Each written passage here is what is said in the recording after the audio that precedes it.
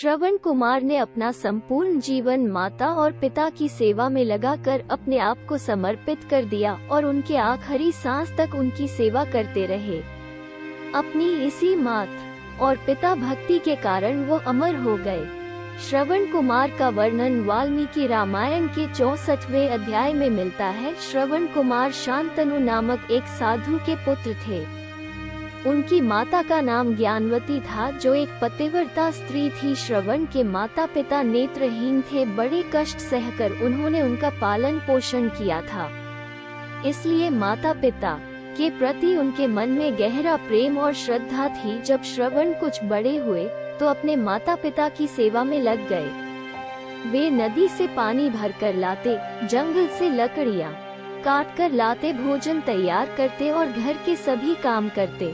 माता पिता की सेवा करना वे अपना परम धर्म मानते थे। जब श्रवण विवाह योग्य होने पर माता पिता ने उनका विवाह करवा दिया गया, किंतु जिस स्त्री से उनका विवाह हुआ वो श्रवण कुमार के नेत्रहीन माता पिता को बोझ समझने लगी थी। वो दिखावे मात्र के लिए श्रवण कुमार के सामने माता पिता की सेवा करती और पीठ पीछे उनसे बुरा व्यवहार करती थी। जब श्रवण कुमार को इस बात का पता चला तो उन्होंने अपनी पत्नी को बुरा भला कहा, तो वो रूठकर वो अपने मायके चली गई और कभी वापस नहीं आई। पत्नी के जाने के बाद श्रवण कुमार ने अपने माता पिता को कभी कोई दुख नहीं पहुंचने दिया। समय के साथ श्रवण कुमार के माता पिता बूढ़े हो चले थे। उनकी इच्छा मृत्यु से पहले तीर्थ यात्रा पर जाने की थी। एक दिन उन्होंने अपनी इच्छा श्रवण कुमार को बताई, तो श्रवण कुमार उनकी इस इच्छा की पूर्ति की तैयारियों में लग गए। 2 बड़ी टोकरियों को एक मजबूत लकड़ी के दोनों छोर पर बांधकर उन्होंने एक कावड़ तैयार किया। एक टोकरी में अपने पिता को बैठाया और एक में माता को।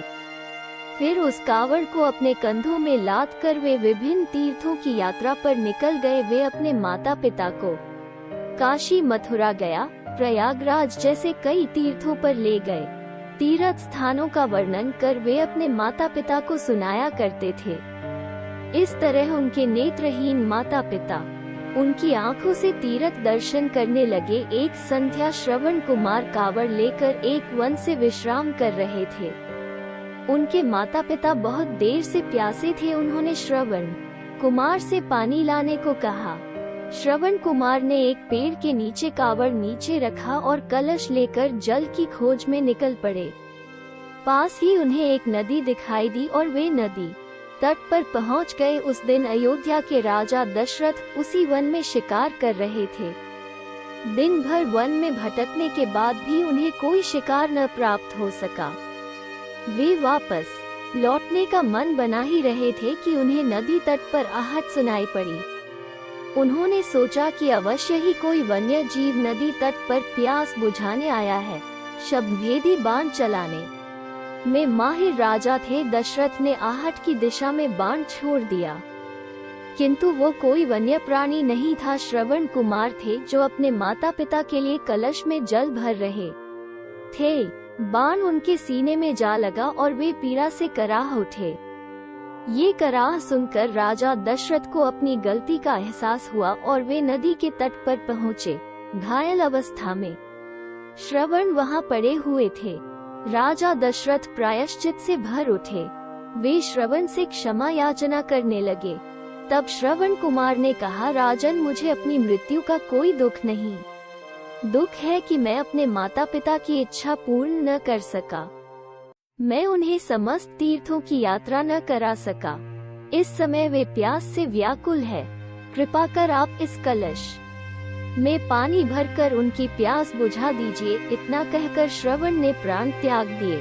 अनजाने में स्वयं से हुए अपराध से दुखी राजा दशरथ श्रवण के माता पिता के पास पहुँचे।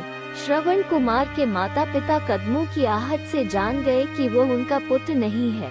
पूछने पर दशरथ ने पूरी कहानी सुना दी। अपने पुत्र की मृत्यु का समाचार सुन माता पिता विलाप करने लगे और उन्होंने दशरथ को श्राप दिया कि एक दिन तुम भी अपने पुत्र वियोग में तड़प तड़प कर अपने प्राण त्यागेगा। इस श्राप के कारण राजा दशरथ को तब पुत्र वियोग भोगना पड़ा। जब मर्यादा पुरुषोत्तम श्री राम 14 वर्ष के वनवास के लिए वन चले गए।